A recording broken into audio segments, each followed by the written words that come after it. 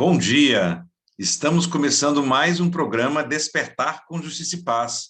Esse programa que todas as sextas-feiras, às 8 horas da manhã, vai ao ar, trazendo informações, reflexões a respeito da realidade social, política, econômica do Brasil, mas sempre com um olhar a partir da nossa ótica, da ética cristã, que procura ver esse compromisso com aqueles e aquelas que, na sociedade, muitas vezes são considerados, na linguagem do Papa Francisco, descartáveis.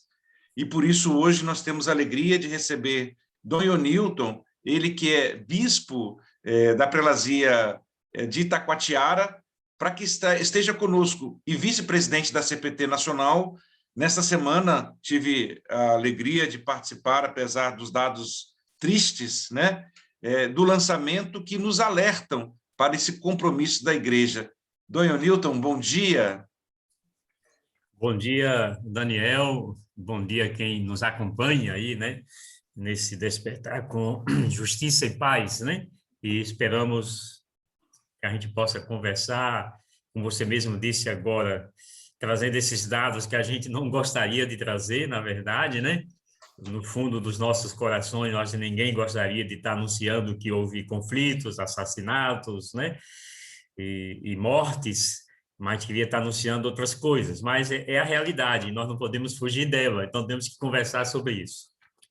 Isso, Dom Ionilton. E queremos dizer que os dados, imediatamente após serem apresentados pela CPT, estão sendo utilizados na formação da campanha A Vida por um Fio.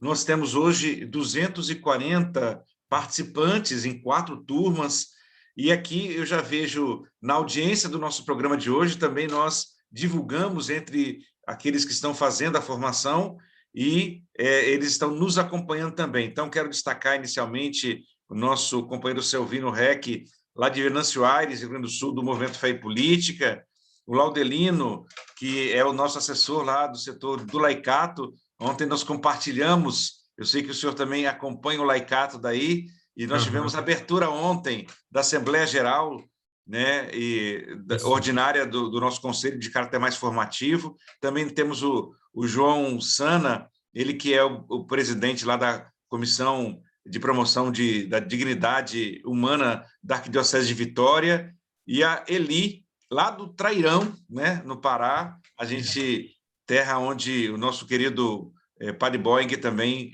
participou. Também temos agora conosco a Ivanilda chegando, a Vanessa, também de Boa Vista, Roraima. Ou seja, tem uma turma que, como o senhor, acordou um pouquinho mais cedo, né, é o despertar mesmo com esse Justiça e Paz. Dom Ionilton, conta para a gente um pouquinho, então, com que motivação a CPT faz isso a cada ano, né? E quais foram os desafios? A gente sabe que esse caderno praticamente foi construído já durante o período da pandemia. Conta para a gente um pouquinho, então, essa trajetória e como que esses dados estão chegando até nós hoje, por favor. Certo, né, Daniel? Assim, a CPT nasceu em 1975, né, e nasceu a partir de uma reflexão aqui da Igreja na Amazônia, né, onde se falava da importância de ter uma atuação da Igreja nessa questão do acompanhante, do acompanhamento dos poceiros, né, da questão da terra. Então, ela nasce como uma opção pastoral, né, a serviço, né, dos pequenos, né, dos que estavam sendo aqui ameaçados de perderem suas terras, né, seus territórios, e assim nasceu a CPT em 75. E desde lá, a CPT já acompanhava essa questão dos conflitos no campo, né, uma das atividades.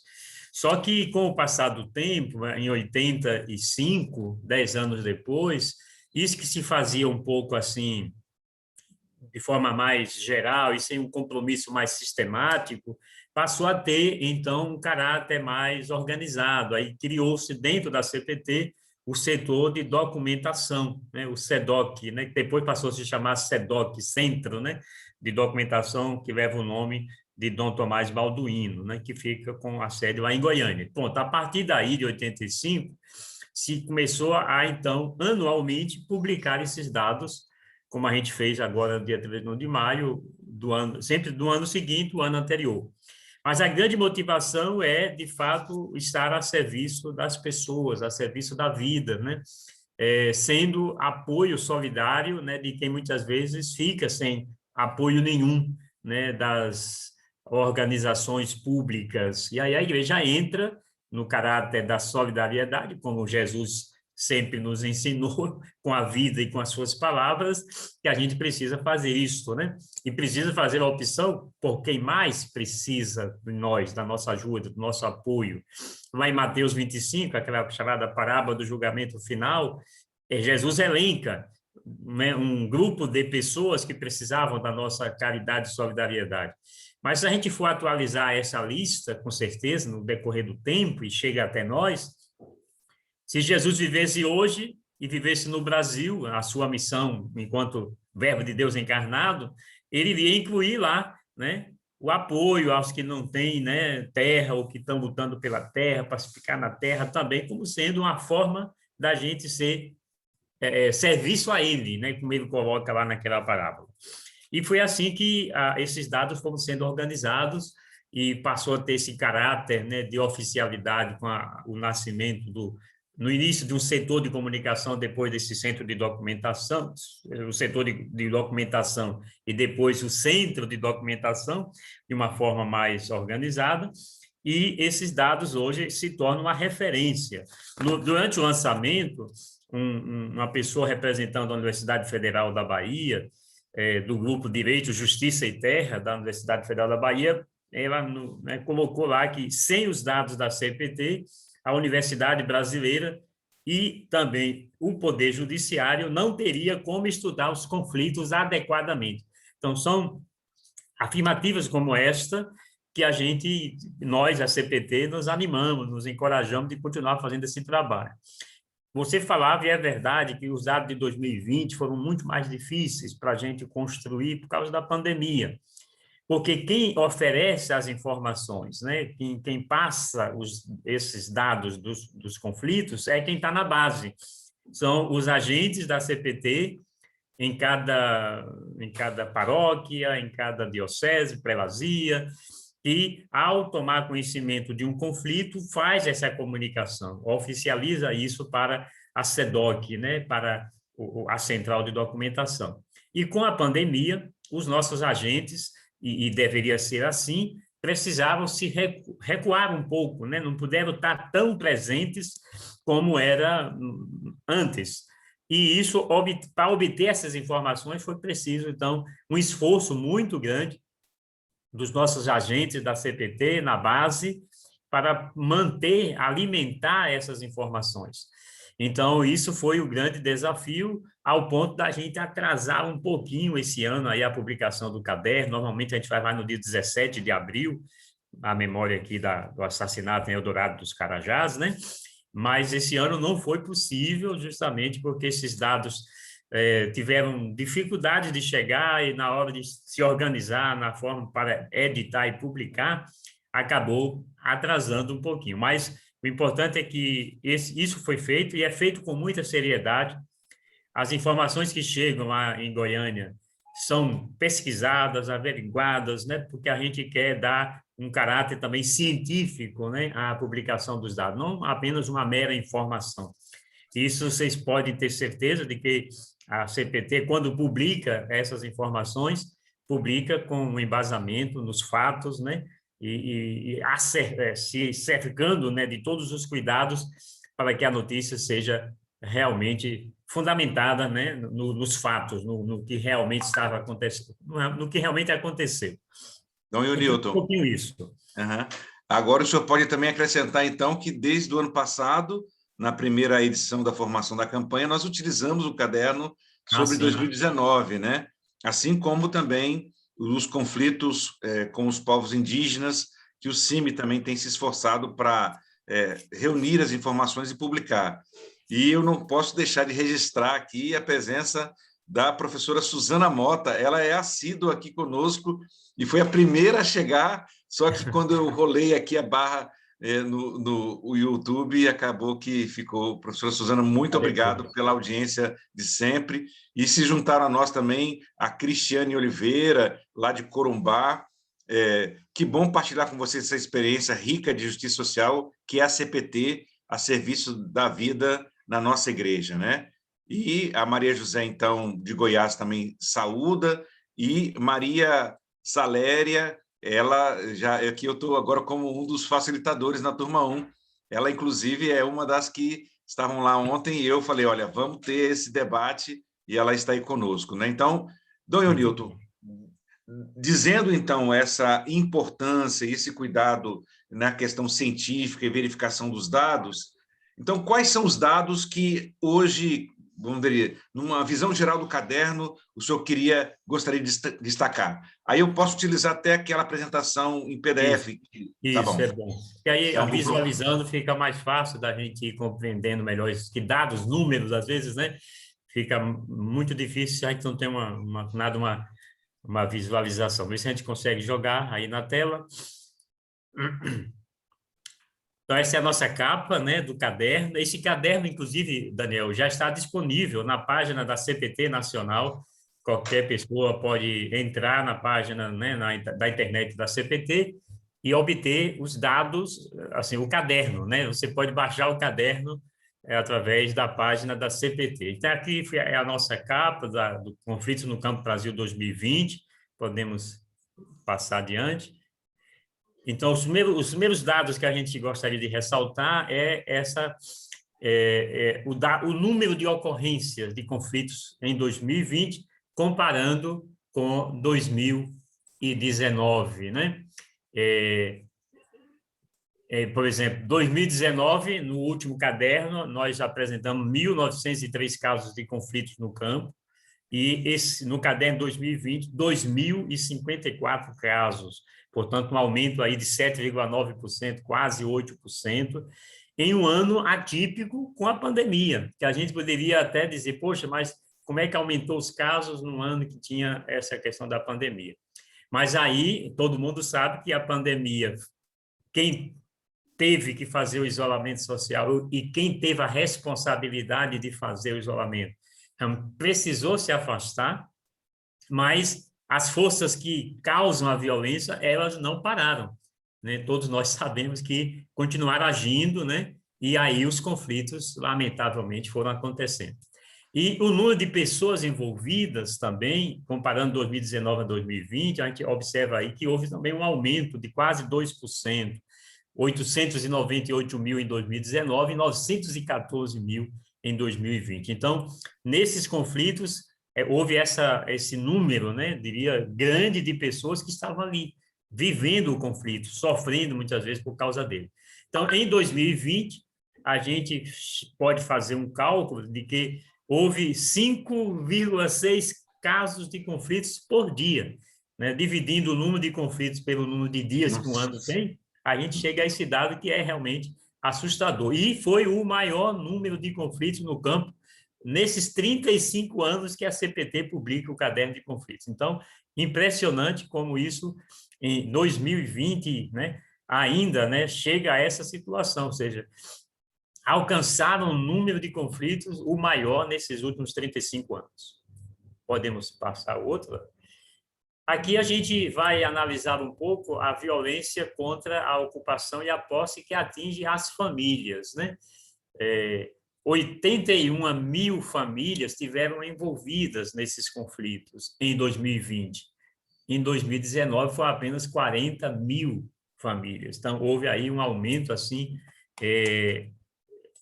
grande, né, de ocupação, de famílias que foram atingidas pelos conflitos, né? Chegando a um aumento de 102%, né, de famílias atingidas. Os outros dados que aparecem aqui nesse slide, né, a questão dos despejos judiciais. A gente observa que houve uma redução, né, 10 mil casos em 2019 e 1.900 em 2020. Aí a gente poderia se perguntar, mas por que houve tão grande número de redução? Porque justamente a pandemia, nesse caso, aí influenciou. O judiciário não funcionou 100%, né? precisou fazer também atendimento virtual e muitas vezes as situações foram se prorrogando. Consequentemente, houveram menos despejos judiciais. Mas isso não significa que os problemas não deixaram de existir, porque as ameaças continuaram. Por exemplo, outro dado que a gente tem, né, nós temos a destruição de roça, de plantios, né, que houve uma redução, desculpa, houve um aumento, né, de casos onde o plantio do pessoal, dos poceiros, dos pequenos agricultores foram atingidos. Depois, a ameaça de despejo judicial. Não houve o despejo em si, mas houve uma ameaça de que pudesse haver o despejo. Depois, a destruição de casas, que também cresceu, né, aí de 1800 para 1900, e a ameaça de expulsão, ou seja, também tem o despejo oficial e tem os despejos que são feitos por conta de quem quer fazer o despejo. Então, isso também, o número de ameaças foi grande, embora houvesse uma pequena redução. A violência contra a pessoa, pode passar. Então, a ameaça de morte, houve uma redução, 2019, 2020, dá para a gente observar aí, 206 casos em 2019, 159 em 2020. A tentativa de assassinato é que houve um pequeno acréscimo, né, de pessoas que foram ameaçadas, né, de morte, e os assassinatos é que houve também uma redução de 32 para 18, entre 19 e 20. E os analistas entendem isso, né, como justamente a pandemia, né, fez com que os que defendem a terra, os que estão apoiando, né, as pessoas que estão na terra para não perderem suas terras, por causa da pandemia, teve que recuar um pouco, né, por causa do isolamento social, e, consequentemente, diminuiu esse número de pessoas que foram vitimadas com a perda da vida. Aí, do lado, tem esses dados, passa rapidinho lá, Daniel, os dados da criminalização. A gente estava falando nesse instante aí sobre, né, a vida por um fio, né, dos que são ameaçados. Aí, em 2020, nós tivemos 83 pessoas que sofreram criminalização, né, por estar justamente do lado de quem estava precisando de apoio, né, ou que eram ali da própria comunidade, né, e que sofriam também essas ameaças, né, de serem criminalizados. A gente pode passar esse outro aí, que é apenas um informe, né, de uma situação, mas por causa do nosso tempo, né, aí vem os conflitos por terra, né, tem os conflitos por terra, os conflitos por água, os conflitos trabalhistas, né, então os conflitos por terra, aí tem uma distribuição dessa realidade, né, quem é que causa, né, o conflito por terra.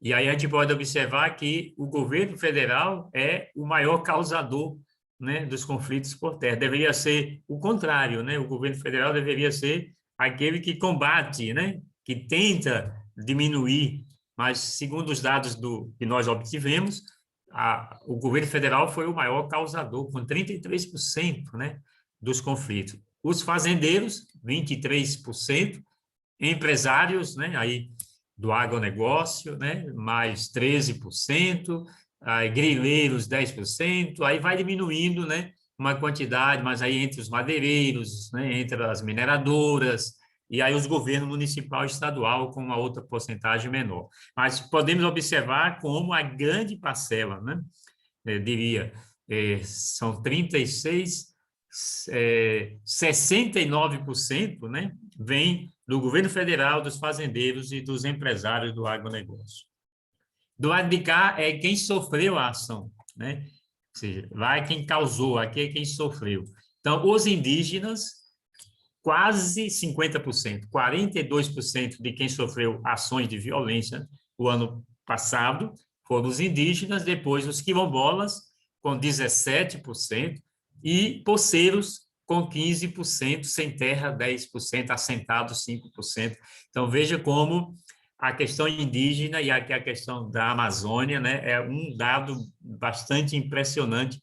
Nós vamos ver daqui a pouco uma informação sobre isso, como as grandes vítimas, né, dos conflitos, na sua quase maioria, foi os povos indígenas e os quilombolas. Se soma aqui, vai dar 59% de indígenas e quilombolas, que são aqueles que sofrem as ações que causam violência e conflitos.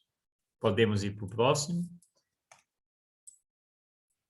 Ocorrências por terra, né? Essa questão do conflito na luta pela terra, ou para manter-se na terra. 2019, 1.260 casos, e 2020, 1.576. Portanto, um crescimento em 2020 de 25%.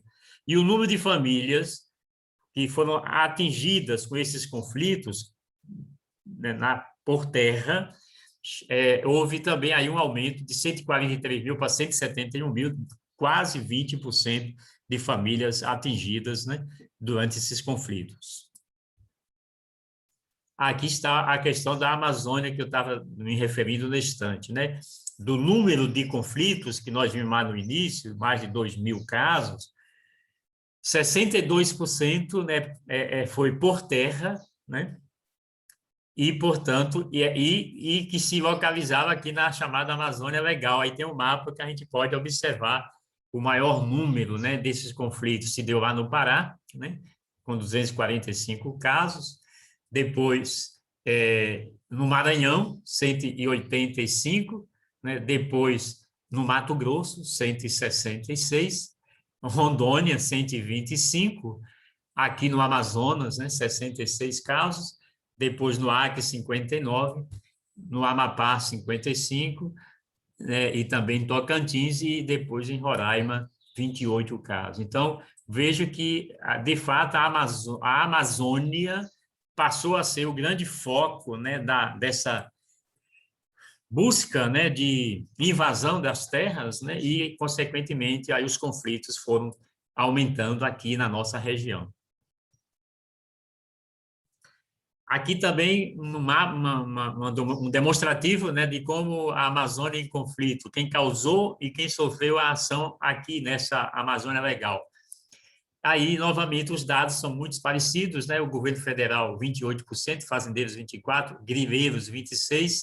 Aí aumenta o número, né, da questão da grilagem por terra, né? Mas são esses três grandes causadores dos conflitos. E os que sofrem a ação de conflitos aqui na Amazônia, então, os indígenas, com 42%, os quilombolas, com 11%, os poceiros, com 16%, são os três grandes grupos, né, que sofreram, né, e foram vítimas e passaram por conflitos.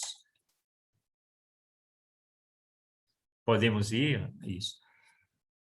A questão das barreiras sanitárias por causa da pandemia, né? Então, quem mais conseguiu fazer? Na CPT conseguiu fazer esse levantamento de dados. Então, os povos indígenas foi quem mais realizava as barreiras sanitárias, né? Chegando a 79% das barreiras sanitárias feitas pelos povos indígenas. Portanto, e os quilombolas ali chega a 14%.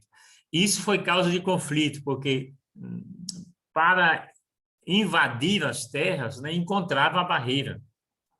E aí havia um enfrentamento entre os que queriam invadir a terra e os que estavam defendendo a terra, sem deixar que houvesse a invasão.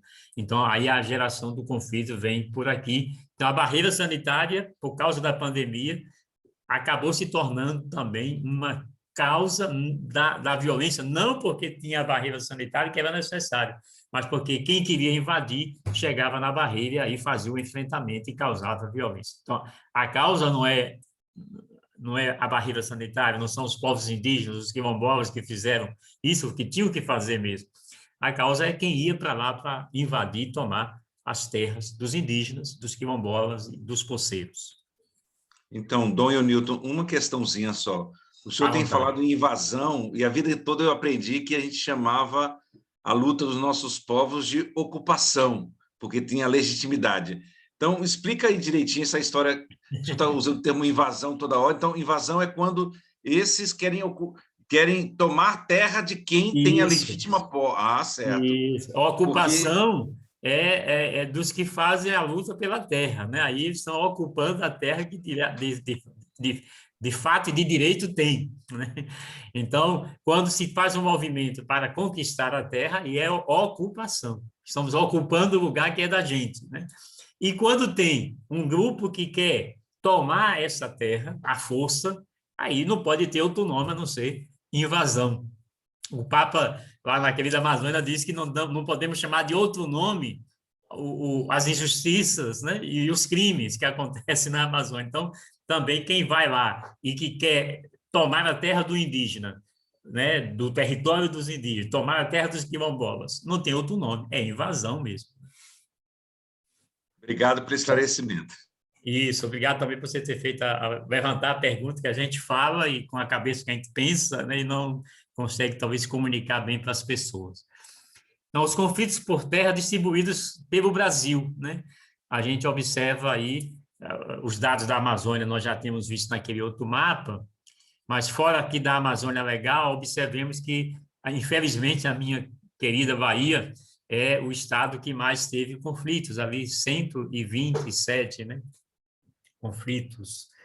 E depois aí se distribui quase que em números parecidos pelos demais estados do Brasil, mas aí ressalta ali o Mato Grosso do Sul, né? Outro dado, Bahia e Mato Grosso do Sul, fora da Amazônia Legal, foram os estados onde mais aconteceram números de conflitos no campo.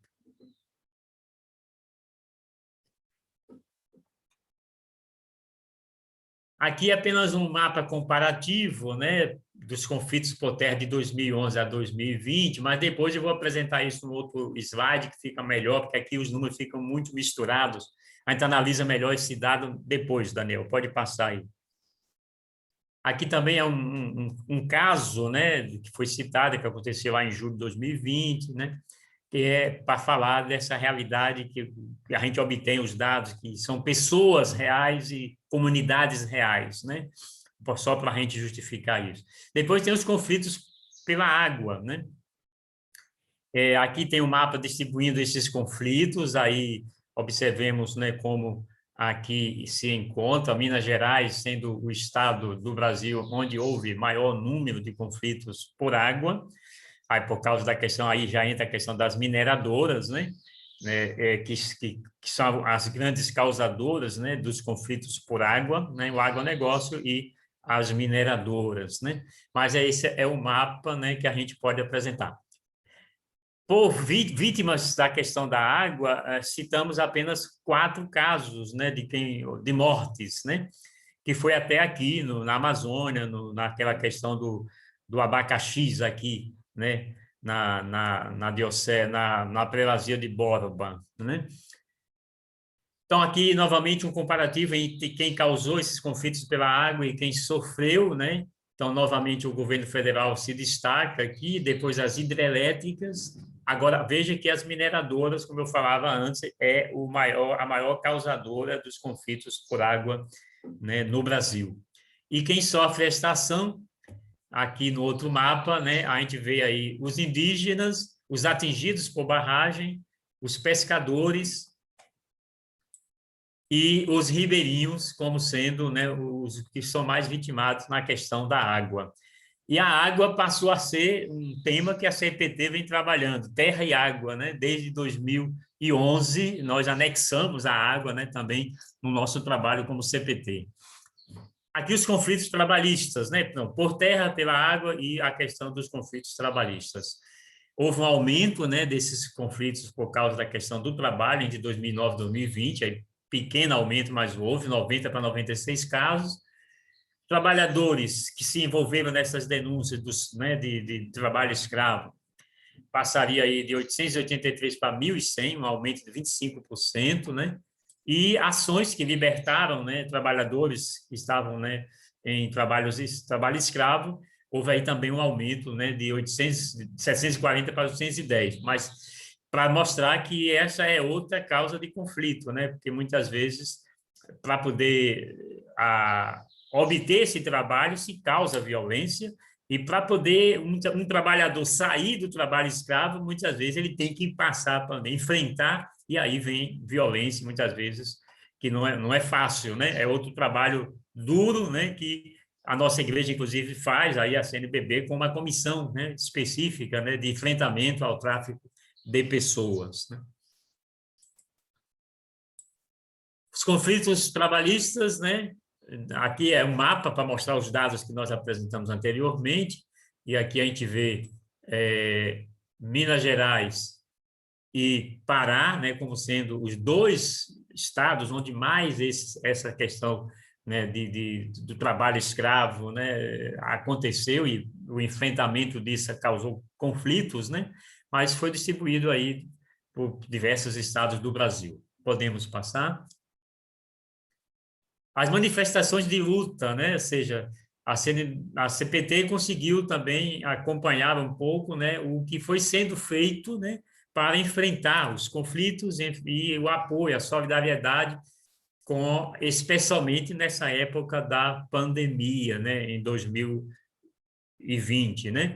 E entre 2019 e 2020, essas manifestações cresceram, embora pequeno, a pandemia, de alguma forma, diminuiu a possibilidade de se fazer uma manifestação de rua, e eles passaram a existir, né, de forma mais virtual e também com ações, né? A CPT organizou em todos os regionais, né, ações de solidariedade para levar alimento e material de higienização para as pessoas com quem a CPT trabalha, né, os poceiros, né, os quilombolas, os ribeirinhos. Então, mesmo na pandemia, a CPT não parou, né, de acompanhar também essas ações, que não foram só nossas da CPT, né? Então, acho que aqui vai aparecer um dado, pode até passar, né, da ação, né, do MST, né, que fez doação de alimento tantas vezes, né, não só uma vez, mas que dos seus assentamentos, né, levavam alimento para pessoas que estavam precisando disso, né, em outros lugares, né? Podemos passar. E assim, de um modo geral, esses foram os dados que a gente pode trazer aqui. Eu vou dizer como eu escutei ontem de alguém falando da Laudato Si, né? Eu dizia, olha, esses dados que eu apresentei aqui é apenas um aperitivo, né, para abrir o apetite, para a gente ir lá na fonte e ler a Laudato Si. Eu aqui digo a mesma coisa, eu acho que esses dados aqui estão muito bem, melhor explicados, né, no caderno, e a gente pode ter acesso. Tem, inclusive, artigos, né, que comentam esses dados, que vale a pena a gente ir lendo aos poucos, né? E, portanto, você pode acessar o caderno, como eu dizia lá no início, na página da CPT, né, o www.cpt, né, .org.br. Dom Agora, Ionilton, a gente poderia, Daniel, exatamente dar o que eu ia falar. prosseguimento aí, né? Uhum. Fazer justamente aqui nós estamos acompanhando, tem muita valorização dos dados que o senhor está apresentando, Dom Ionilton, Certo. e a Marilene também, aí de novo o Remanso, da Quatiara se somou até nós também aqui hoje, agora, a Ela é Vanessa gaúcha, tio. comenta, E está comenta fazendo aqui, missão aqui, junto com o isso, padre Rodrigo. que legal, coisa boa. A Margarida Onofre, aqui da nossa Pastoral Carcerária de Comissão daqui, minha esposa também sempre na escuta, a Muito bem. Francelina, ela que está coordenando, né, a formação aí na parte pedagógica, né? O João Sana colocando sobre a responsabilidade do Estado brasileiro como o principal violador dos direitos humanos do país, né? Eu acho que isso tudo nos remete às manifestações também do dia 29 de maio, última, né? A Comissão Brasileira integra esse comitê pelo movimento Respira Brasil, que realmente percebeu que tem um clamor, e se o governo é pior que o vírus, com toda a proteção, todo o cuidado, nós temos que ir para a rua e, ao mesmo tempo, ter essa diversidade de manifestações.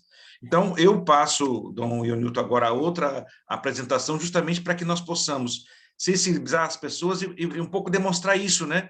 Como que Sim, não sim. houve quarentena para quem quer invadir os territórios legitimamente ocupados pelos poceiros, pelos ribeirinhos, Os pelos indígenas. geraizeiros, né? E, ao mesmo tempo, essa noção da importância da gente poder realmente investigar e, ao mesmo tempo, responsabilizar quem está causando a morte e todas essas violências contra o nosso povo. Então, passo imediatamente a compartilhar agora a outra apresentação, para que a gente possa, então, seguir o nosso programa.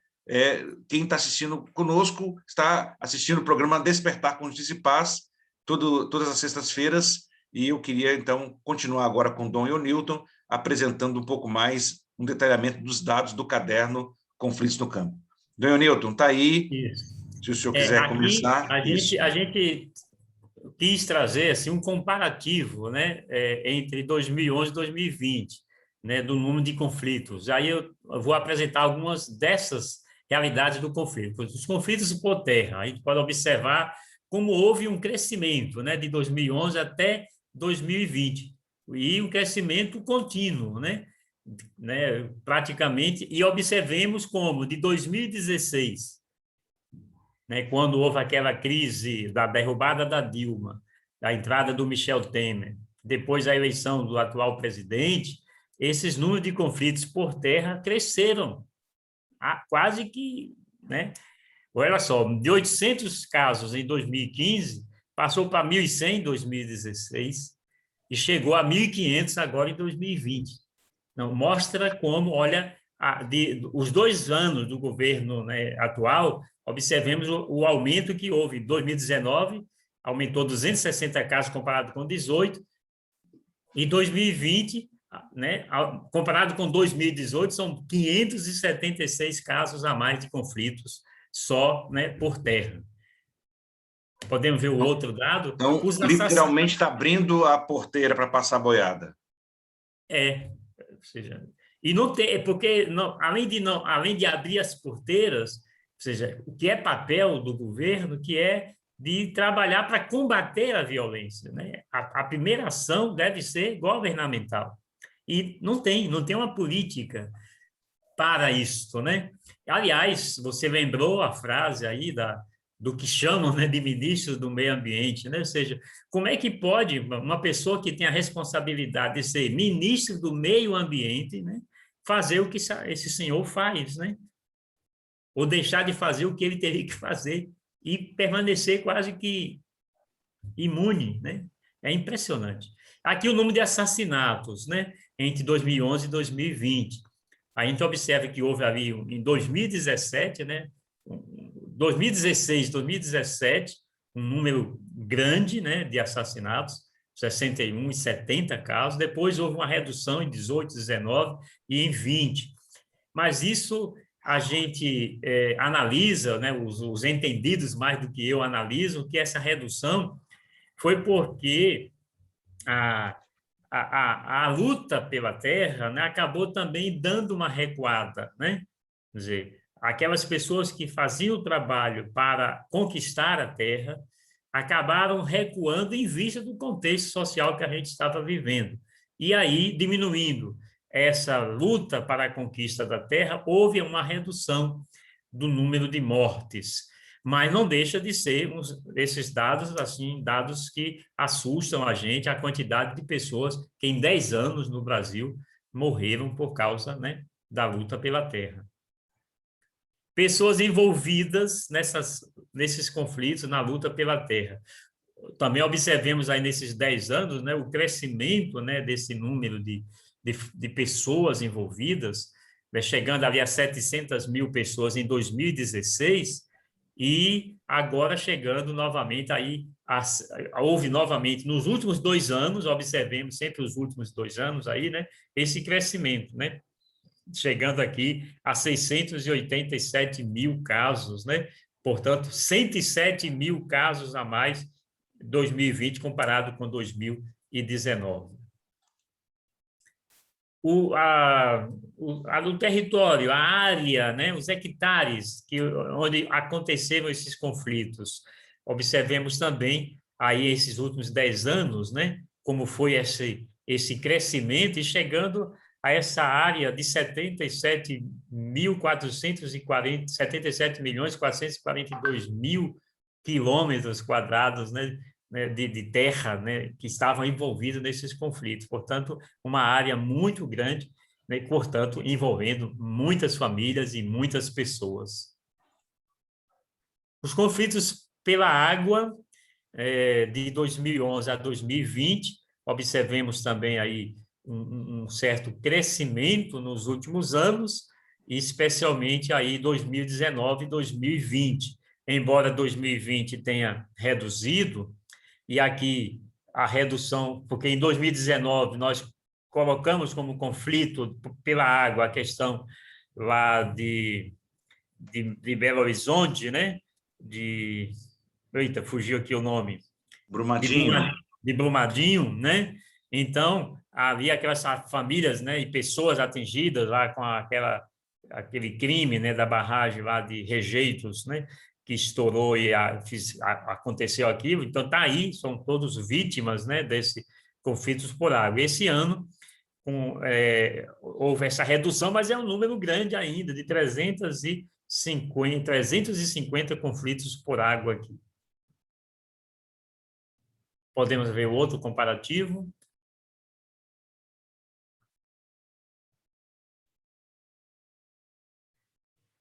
O número de assassinatos por questão da água, né? Então, aí são números ainda, diria, graças a Deus, pequeno, né? Mas que aponta, né, esse aumento aí em 2020, né, com os que morreram aqui no Abacaxis, né, nessa questão da defesa, né, das águas do rio, né, para não serem invadidos. Pessoas envolvidas na questão dos conflitos por água, aí também há um crescimento, né, chegando aí a 379 mil casos em 18, e 317 mil em 19 e 225 mil em 2020. O total dos conflitos no campo, né, nesses últimos 10 anos, né, nós vimos no início, comparando 19 e 20 apenas, aqui a gente pode olhar de 2011 a 2020, esses últimos 10 anos, e observemos como houve realmente também um crescimento aí a partir de 2016, né? Chegando a esses 2.054 casos de conflito, como já dissemos, o maior, portanto, não só desses últimos 10 anos, mas o maior dos 35 anos que a CPT faz, né, publica, né, esse caderno de conflitos no campo. O número de assassinatos, né, aqui também comparado, né, isso somando conflitos por terra, conflitos por água, conflitos trabalhistas, né, nesses últimos 10 anos, podemos passar. As pessoas envolvidas, né, no conjunto dos conflitos, né, nós tivemos o maior número aí em 2018, né, 1.044.000 pessoas envolvidas. Houve uma queda em 2019, mas em 2020 novamente houve um crescimento, nós já vimos isso, com mais de 900 mil pessoas envolvidas. Os conflitos socioterritoriais no Brasil. Os últimos 10 anos, nós tivemos 10.077 ocorrências de conflitos por terra. Somado, né? Os conflitos desses últimos 10 anos chegam a 10 mil casos. De 2001 a 2010, foram registrados 6.050 casos. Então, os 10 primeiros anos, né, do século XXI, houveram 6.000 casos. E esses últimos 10 anos, 10 mil casos. Então, um aumento, assim, né, muito grande de casos nos últimos 10 anos. 2020 foi o ano com o maior número de ocorrência de conflitos por terra.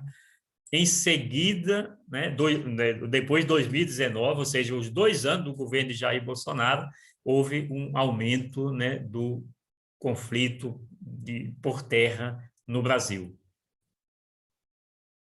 As regiões que mais se destacam em ocorrências de conflitos são o Norte e o Nordeste, infelizmente. Eu digo, infelizmente, que eu estou no Norte trabalhando e eu sou do Nordeste. Mas mais no Nordeste até o ano de 2014 e mais no Norte de 2015 para cá. Então, até 2014, o maior número de conflitos estava no Nordeste. De 2015 para cá, menos 2018, o maior número de conflitos se deu aqui no Norte. Aí vem, na sequência desses números de conflitos né, por regiões, né? Então, vamos dizer agora como está: Norte, Nordeste, Sudeste, Centro-Oeste e Sul, né? E os 10 estados mais conflituosos somam 7.488 ocorrências, portanto, 74% dos 10 mil casos, né, nos últimos 10 anos. Aí vem esses estados, quais são, Daniel? Mostremos aí só para a gente ter uma ideia, né? Aqui estão os 10 estados com maior número de conflitos nos últimos 10 anos. O Maranhão, Pará, na sequência, Bahia, Rondônia, Mato Grosso, Amapá, Acre, Pernambuco, Mato Grosso do Sul e Minas Gerais. Esses foram os 10 estados com maior número de conflitos de 2011 para cá. Podemos ir? Os conflitos por região nos últimos 10 anos. Então, o Norte teve 3.069 casos, o Nordeste, 3.032 casos, o Centro-Oeste, 990, o Sudeste, 397. A Amazônia Legal, né, que compõe 6 estados, 6 estados, né, dentre os 10 com maior número de conflitos, estão aqui na Amazônia Legal. Ou seja, são 5.045 casos na Amazônia Legal, que corresponde a 53,6% dos casos. Veja, eu acho que eu coloquei aí os estados aqui da Amazônia Legal, onde se concentra esse maior número de conflitos por terra, né? Então, o norte maranhense, o sul do Pará, o estado do Acre, o norte do Mato Grosso e o norte do Tocantins.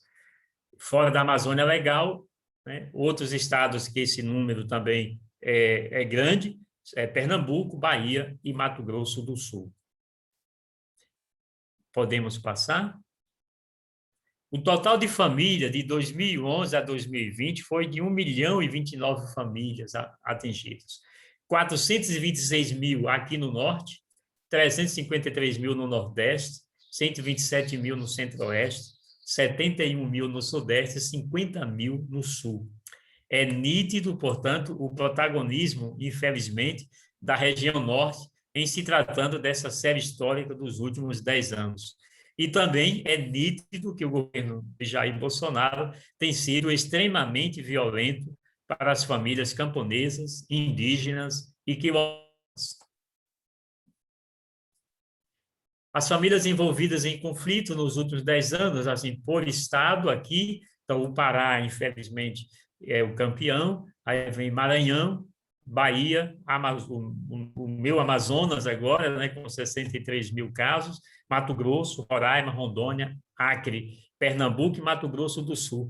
Observemos que tem aí Pará, Maranhão, Amazonas, Mato Grosso, Roraima, Rondônia, Acre, que são aqui da Amazônia Legal, onde tem o maior número de famílias envolvidas nos conflitos. Podemos ver o outro. Ações do Legislativo a partir de 2015 em ataques aos povos do campo, né? Em 2017, o Michel Temer sancionou a medida provisória 759 de 2016, que autorizou a regularização fundiária de áreas urbanas e rurais, alterando a legislação da reforma agrária, passando, né, a quantidade de terra que alguém poderia obter, chegando a 2.500 hectares. E o governo Bolsonaro, leis ou decretos que estimulam os massacres contra as populações, como é o caso dos decretos 10.000 aí na sequência, né, 27, 28, 29 e 30, que flexibilizam os procedimentos para o porte de armas, que é um fator preponderante para o crescimento dos conflitos no campo. É bom que a gente observe esse dado, né? A liberação de armas provoca mais violência. Isso podemos ter absoluta certeza. Podemos ver o outro, Daniel? Ainda na época do governo Bolsonaro, amplia a lista de profissões autorizadas ao uso de armas, retira o imposto de importação de armas e permite a posse de armas para toda propriedade rural, o que abre, com certeza, a cancela, né, para que o número de violências, de conflitos no campo aumente.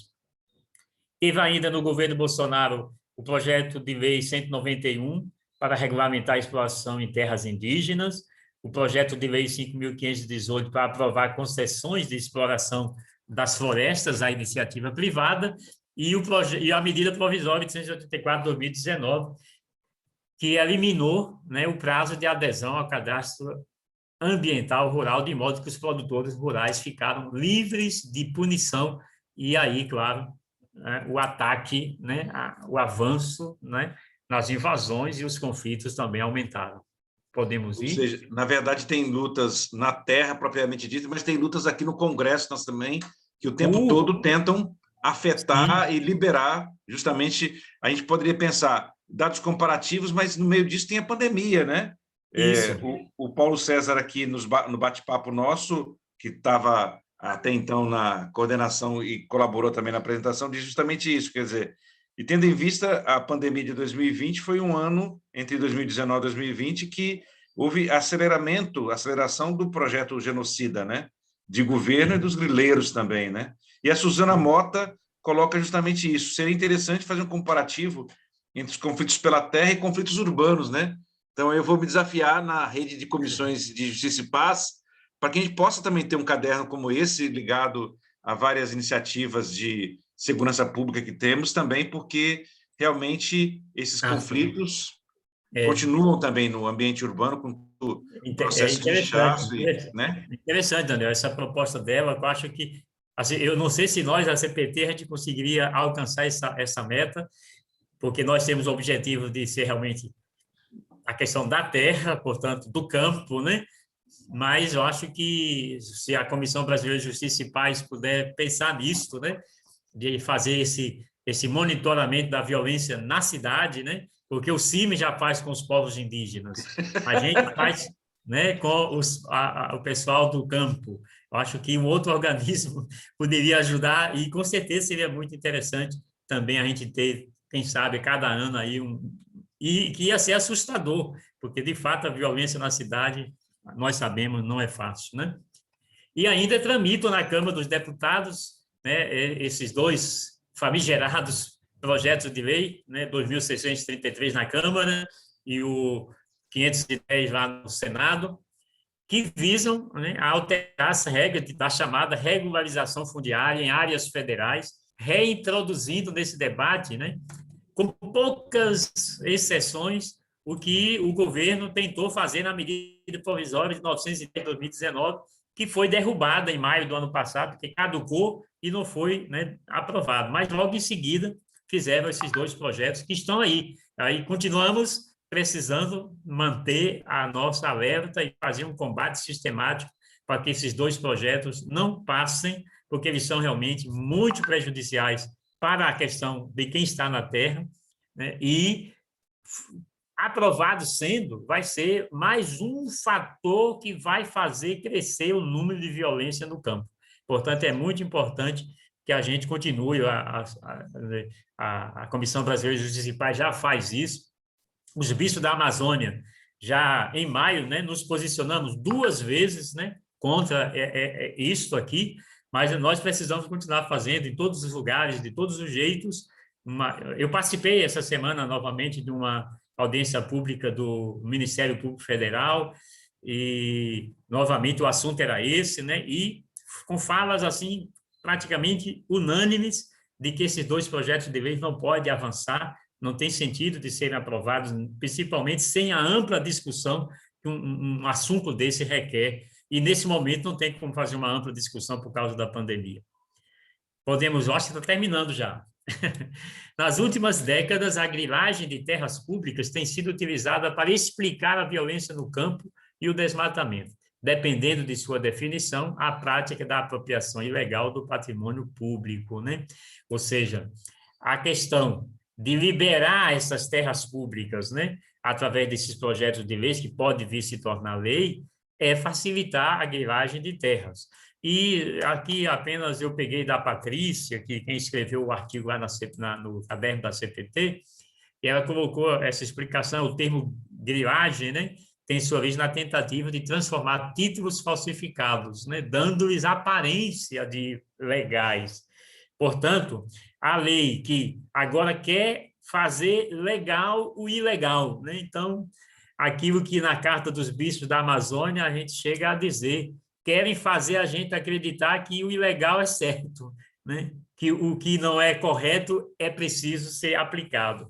E eu acho que precisamos mudar isso, né? E continuar a luta para que isso não avance. Está quase terminando.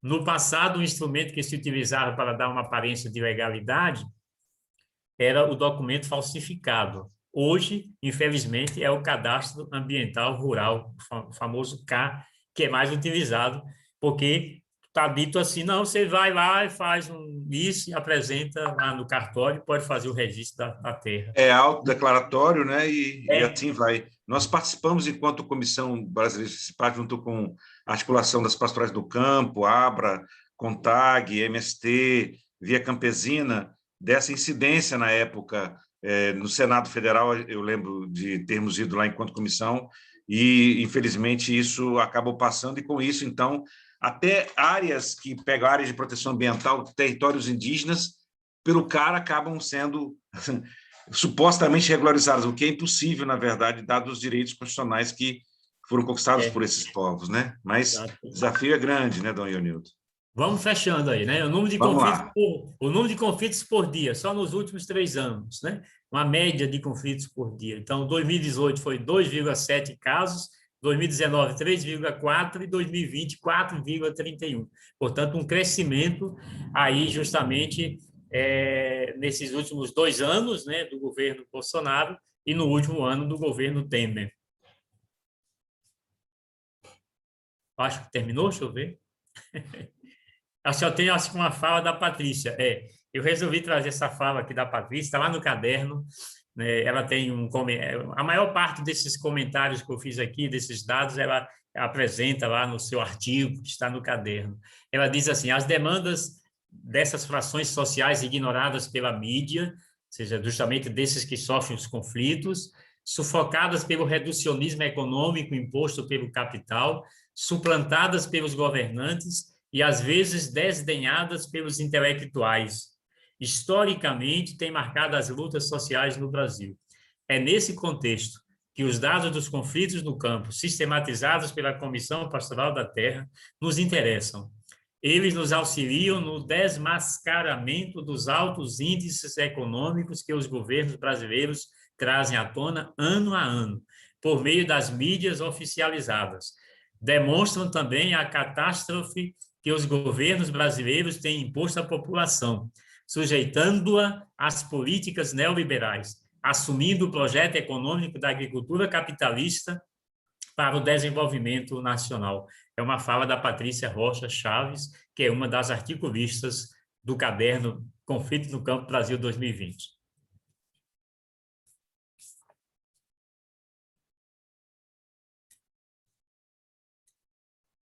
Então, queremos já de antemão agradecer toda essa apresentação e avisar para aqueles que nos acompanham que a gente, claro, vai disponibilizar todo esse material, também essas apresentações, e vamos colocar aí também o link para que vocês possam baixar esse caderno completo, com todas as informações.